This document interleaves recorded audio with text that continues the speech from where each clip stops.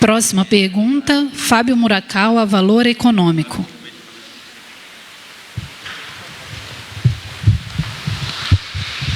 Ministro Braga Neto, boa tarde. Bom, ministro, o senhor teve agora há pouco uma teleconferência, né, com cerca de 40 empresários, liderados ali pelo Paulo Scaff. Eu gostaria de saber o que foi discutido, se eles trouxeram alguma demanda ou algum quadro para o senhor, né? E, enfim, se o governo deu algum posicionamento para eles, foi só ouvir. E também queria saber do senhor se, de fato, existe um dilema entre uma ala militar do governo, que é mais, com tendência mais desenvolvimentista, e uma ala, o ministro Paulo Guedes, né, mais preocupado aí com a contenção de gastos, tal. Se esse dilema está posto no momento, se vocês estão discutindo aí de que maneira sair da crise do Covid, se é gastando mais, como é que está essa discussão? Olha, eu realmente agradeço a sua pergunta, tá? Porque eu acredito que houve uma má interpretação, um desvirtuamento do que foi mostrado ontem aqui. E aí eu vou depois chegar na reunião com o Paulo Scaff. O que aconteceu com aquele plano que nós mostramos ontem, o Pro Brasil, aquilo ali surgiu do seguinte: os ministros, a função da Casa Civil é coordenar, né, a ação dos ministérios, para que nós possamos ter aquela sinergia que eu falo, não ficar cada um puxando para um lado e brigando pelo seu recurso. Tem que ter uma priorização, tá? Como não tem recurso para tudo, tem que priorizar. Quando o primeiro-ministro me procurou, apresentou um plano. O segundo-ministro me procurou, apresentou um plano. Antes do terceiro vir, nós resolvemos reúne todos os ministérios, inclusive o Ministério da Economia, tá? Vamos alinhar todos os planos, vamos ver o que o pessoal quer, o que é comparar necessidade com possibilidade, tá ok? Então reúne todo mundo, ninguém falou em estourar planejamento já estipulado pelo Ministério da Economia, não se falou em recurso. Vamos ver primeiro quais são as ideias. Eu dei um prazo, nós demos um prazo, fizemos um prazo, um trabalho conjunto da minha equipe toda lá na Casa Civil, com outros ministérios, né? E se você observar aquele que eu mostrei ontem, embaixo, perpassando todos os ministérios, todas as ações, você tinha a parte econômica, que é quem vai dizer da possibilidade ou não. Tem investimento público, tem investimento privado, tem de tudo, tá? Dependendo da capacidade do Ministério Econômico. Ninguém falou em estourar teto de gastos, não se falou em recurso, se falou em juntar os planejamentos e coordenar esses planejamentos, tá? Então, isso aí mata uma parte da sua pergunta com relação ao Ministério da Economia. Não tem nenhum desacordo, porque nada foi falado de economia, foi falado em reunir-se os planos. Exatamente com o pessoal da Fiesp que nos procurou, foi justamente para esclarecer isso, colocar isso bem claro para eles, e eles se colocaram à disposição, tá, do governo para auxiliar também com ideias, com propostas que serão estudadas e dentro de 2 meses, aí sim, nós vamos ter um fechamento de tudo isso, com participação de todos, coordenado pela Casa Civil, tá ok? A conversa foi exatamente sobre os planos. Eles me perguntaram, as perguntas dele foram todas sobre o plano, sobre essa questão econômica, sobre como é que vinha o dinheiro, etc, etc. Eu falei, isso aí, a primeira reunião dos ministérios está ocorrendo agora na sala 95 ou 97? 97, com a participação de todos os ministérios lá, inclusive da economia. Tá bom? Ministro, só uma complementação importante.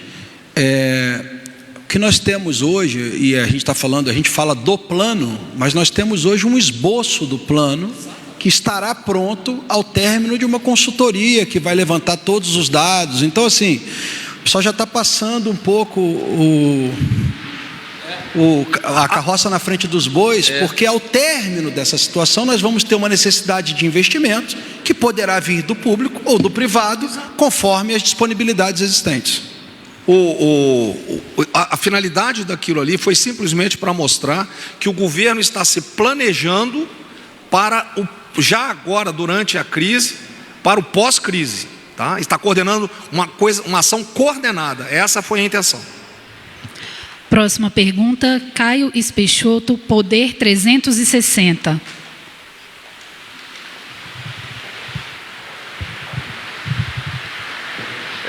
Boa tarde. Eu queria fazer a pergunta para o ministro Taixe, que é o seguinte: o Ministério está preparando, junto com o IBOP, a Universidade de Pelotas, aquela pesquisa de 100 mil testes. Acredito que isso não foi uma coisa que foi depois do senhor chegar, mas eu queria saber como o senhor está enxergando esse esforço, o que o senhor vê de principal potencialidade nele, o que é... Eu te confesso que eu ainda não conversei com os pesquisadores, tá? Mas o foco vai ser o seguinte: quem está sendo testado, qual teste que está sendo feito. Isso vai dar várias informações importantes para a gente. Primeiro, se você faz o teste em pessoas sem sintoma, você começa a entender qual é a incidência da doença na população como um todo. Isso é importante porque você vai poder fazer projeções de mortalidade da doença. Porque quando você foca só no doente mais grave, no doente que está no hospital, essa população é uma população muito mais grave. E o número de pessoas é 15%, 20% talvez daquele número, né? Se for na terapia intensiva, 5%.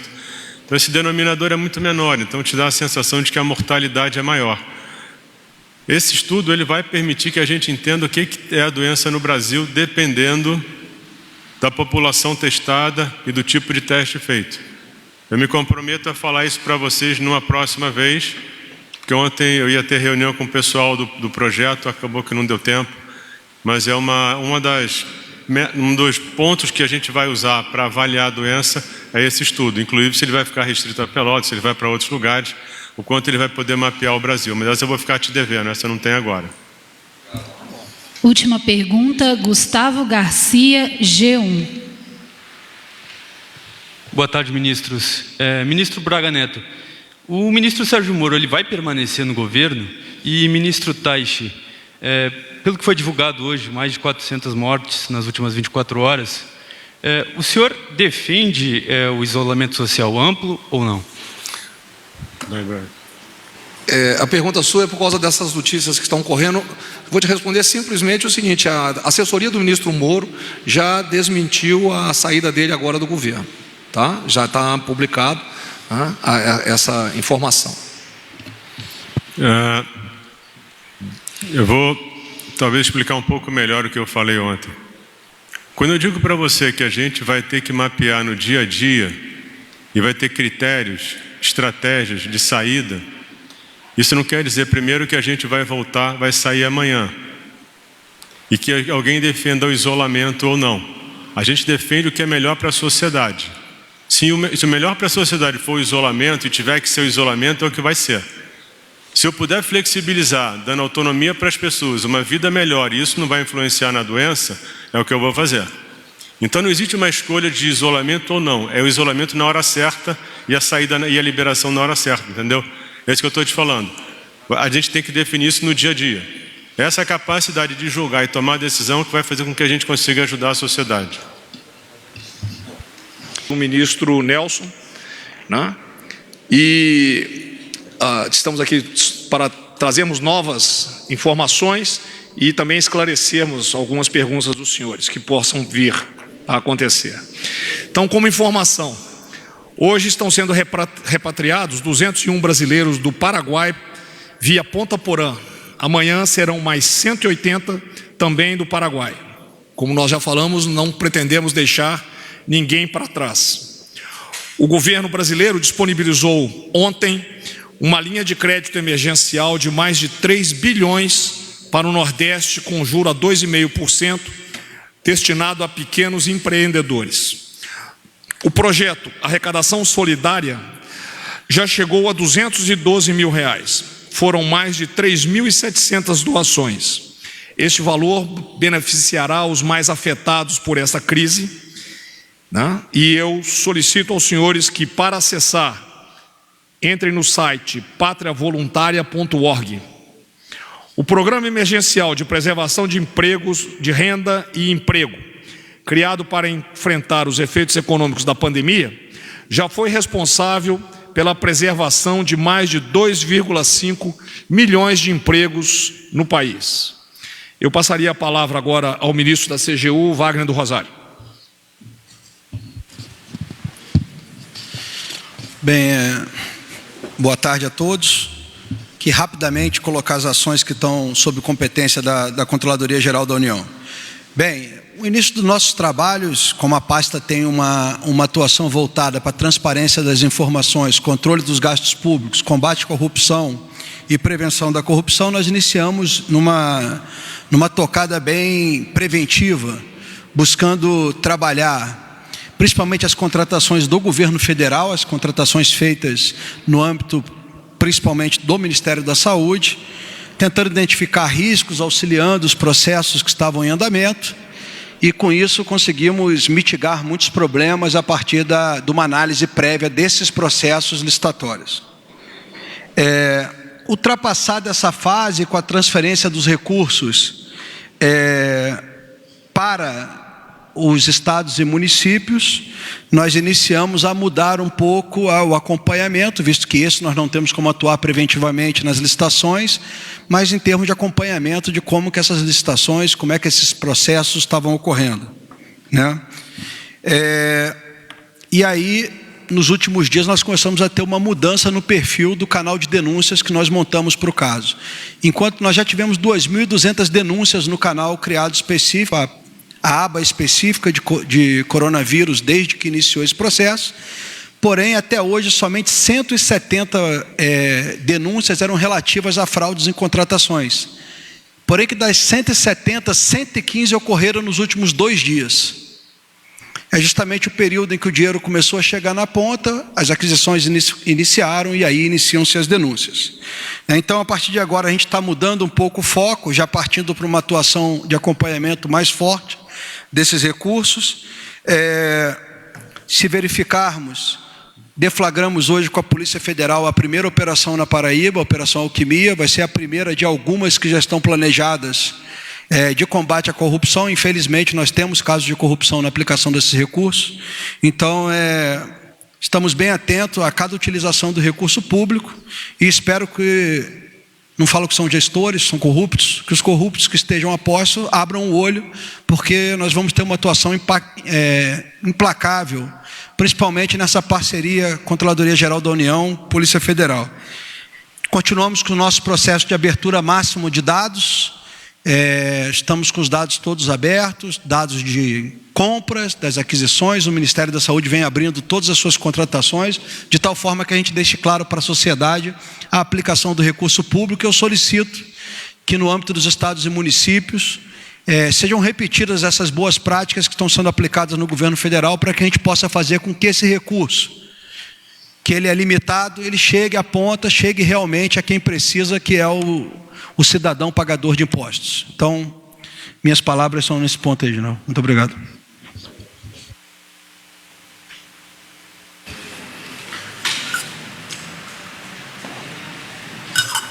Boa tarde, senhoras e senhores. Prazer estar novamente conversando com vocês, com a sociedade brasileira, a fim de expor um pouco o que a Advocacia Geral da União tem feito nesses últimos dias em relação à questão que envolve a crise do coronavírus. Em linhas gerais, nos processos judiciais, a Advocacia Geral da União tem defendido sete pontos fundamentais que eu queria enumerar com os senhores. Em primeiro lugar, seguindo as orientações técnicas já emitidas em vários boletins epidemiológicos pelo Ministério da Saúde, a necessidade do comprometimento de toda a sociedade na prevenção e nas medidas de combate à crise do Covid, tanto nos aspectos de saúde, de disseminação, de aplicação de medidas farmacológicas ou não farmacológicas relacionadas à crise e também naquilo que envolve a esfera dos direitos e garantias individuais. Então, um comprometimento com todos, lembrando que a crise envolve toda a sociedade e a solução passa pelo envolvimento de toda a sociedade, não só pelas ações de governo. Em segundo lugar, tem defendido a necessidade da solidariedade e do respeito mútuo entre todos os agentes envolvidos na solução da crise, o que logicamente passa pelas autoridades públicas, como também pela sociedade como um todo. Em terceiro lugar, a consciência de que é uma crise de Estado, não é uma crise que envolve apenas a saúde. A AGU tem defendido que se trata de uma crise de natureza transdisciplinar, que envolve saúde, mas com impactos em várias áreas, como desenvolvimento social, desenvolvimento humano, emprego, atividade econômica, infraestrutura, comércio interno e exterior, inclusive por conta da necessidade de importação de diversos equipamentos necessários ao combate do coronavírus.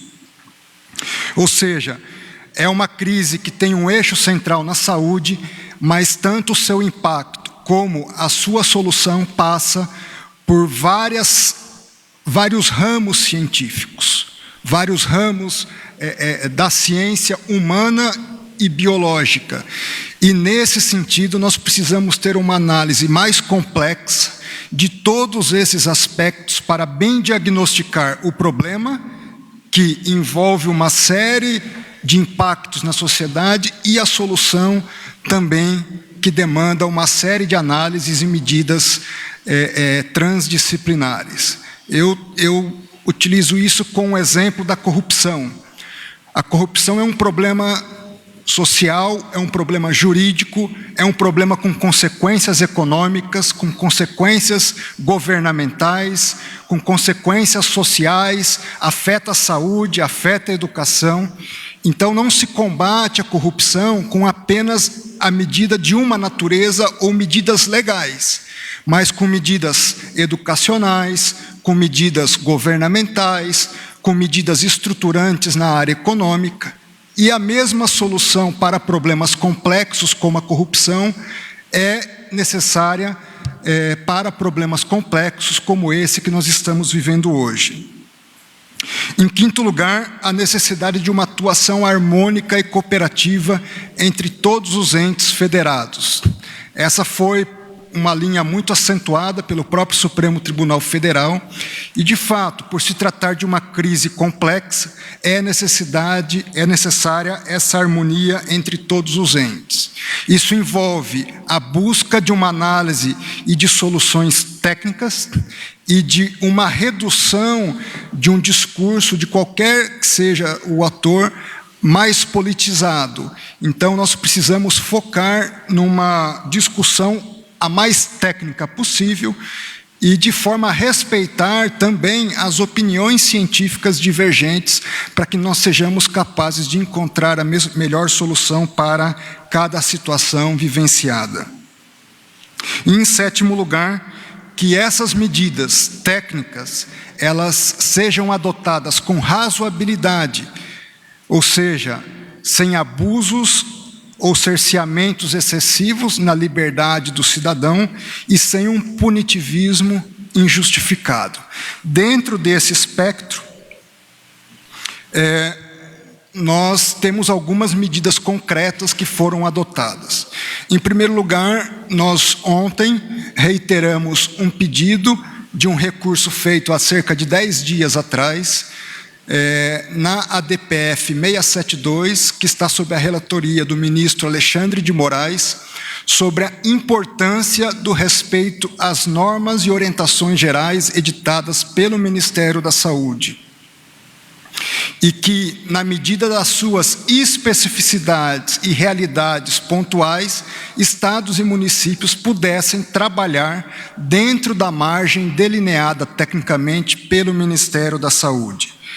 Esse pedido envolve também uma uma reiteração de análise sobre o aspecto de algumas prisões que, na nossa concepção, têm sido arbitrárias e abusivas, até porque não respeitam essas orientações gerais já editadas pelo próprio Ministério da Saúde no tocante às medidas de distanciamento social. Exemplo concreto, medidas nas praias, por exemplo. A orientação geral do Ministério da Saúde é para que se evitem aglomerações, o que não significa que uma pessoa individualmente possa praticar um esporte, como uma natação ou a prática do surf. Por exemplo, em Sydney, essa medida tem sido defendida em Sydney. Então, as próprias autoridades australianas têm incentivado, desde que com critérios onde não haja aglomeração, se possa exercer atividades dessa natureza. Ou seja, você permite atividade física, o que ajuda no contexto geral de saúde, ao mesmo tempo evitando-se as aglomerações que não são adequadas nesse mesmo momento histórico.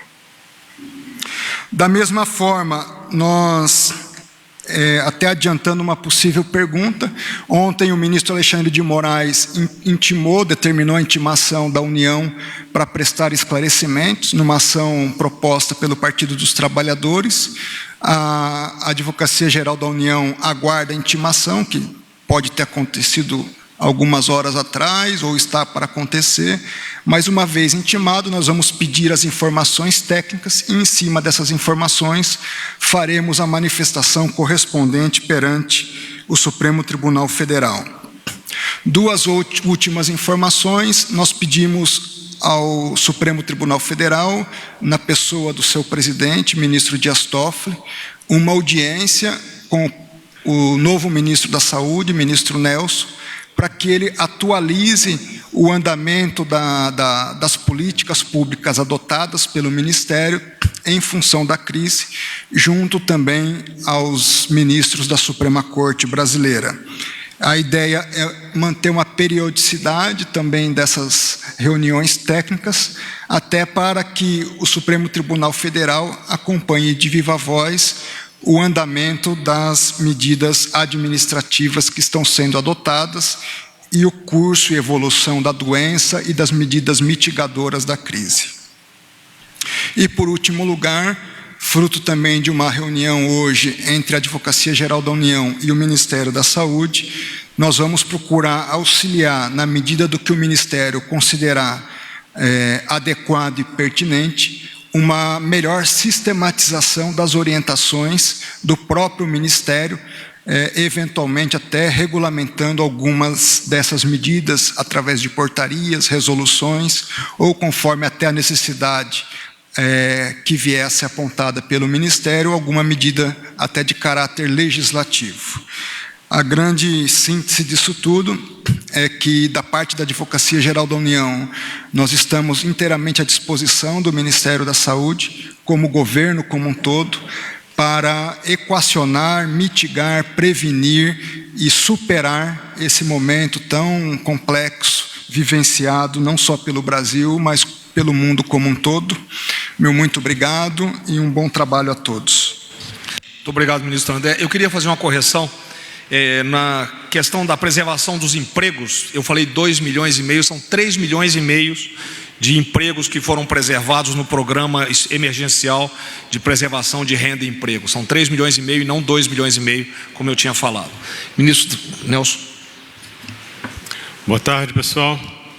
Hoje eu vim fazer mais uma atualização do que aconteceu de ontem para hoje, em relação àquelas iniciativas que a gente tinha comentado. Em relação à parte do diagnóstico, a gente sentou hoje com a OPAS para receber 10 milhões de testes. E agora o general Eduardo está trabalhando toda a logística disso. Não é uma coisa simples, porque você não tem lugar para receber tudo, tem toda uma refrigeração específica. Você tem a chegada dos testes e a distribuição para os diferentes estados. Isso já está acontecendo agora. Inclusive, a gente vai também a gente está vendo alguns estados com necessidade mais urgente para tentar trabalhar isso de hoje para amanhã.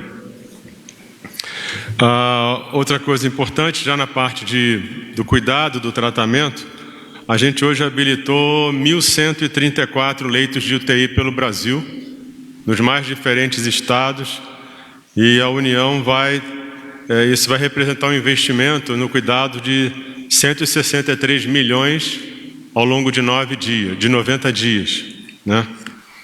A gente também embarcou hoje para Manaus profissionais da Força Nacional do SUS, para reforçar lá o combate do coronavírus, né?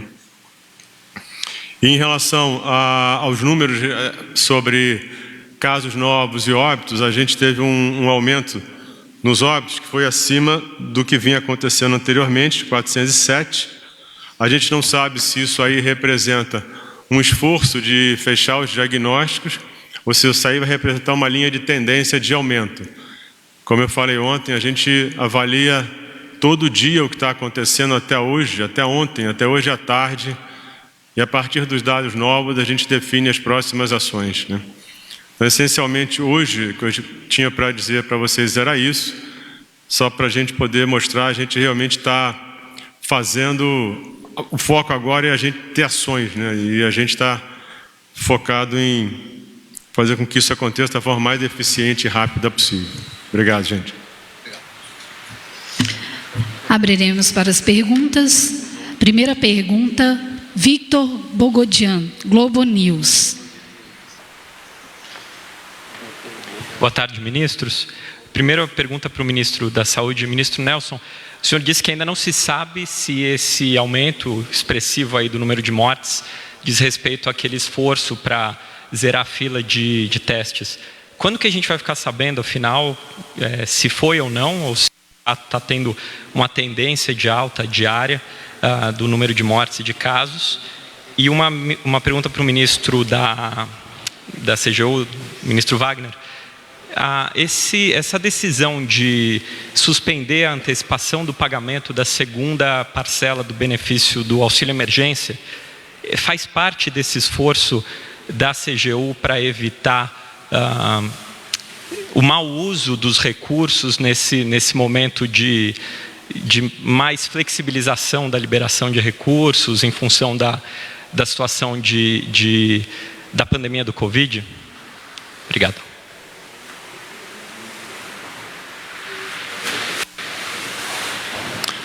Na prática, o que você tem que fazer é acompanhar dia a dia. Se for uma linha de tendência de aumento, os números dos próximos dias vão aumentar cada vez mais. E aí a gente vai saber que isso não é um esforço pontual, mas que isso é uma tendência. Por isso que eu comentei ontem também que as expectativas, os modelos, as previsões, eles têm que ser feitos usando os dados mais recentes, porque é quando você analisa aquilo e tenta projetar para um espaço curto, para os 14 dias. Porque esse espaço mais curto, a tua chance de acertar o número que vai evoluir e definir as necessidades é muito mais preciso. Então, essencialmente, o que a gente vai ter que fazer é ver os próximos 2 dias o que vai acontecer. Com isso, a gente vai ter uma ideia, não um fato do que está acontecendo e vai tomar as ações necessárias.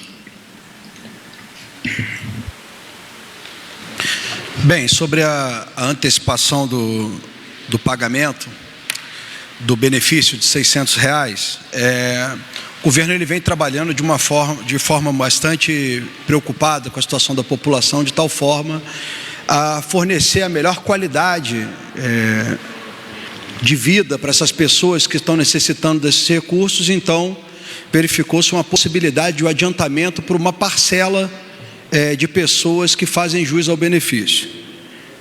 A nossa preocupação quando vimos isso é que nós temos 98,2 bilhões para pagamento desses benefícios em 3 parcelas de R$600. A nossa verificação até o dia 20 de abril era que até esse dia já havia sido transferido para a Caixa 31 bilhões de reais, que se aproxima muito de 1/3 do valor.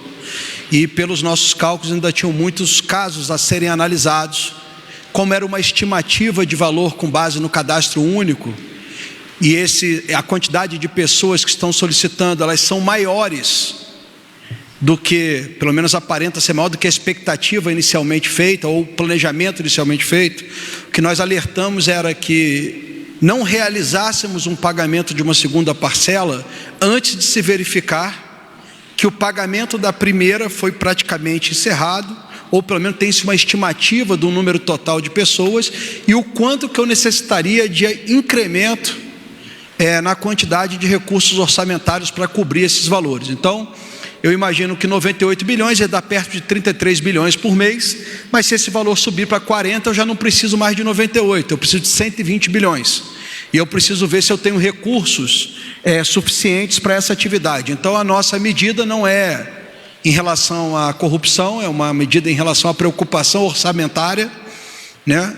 Então, a gente preferiu ter essa cautela, o governo está correndo para tentar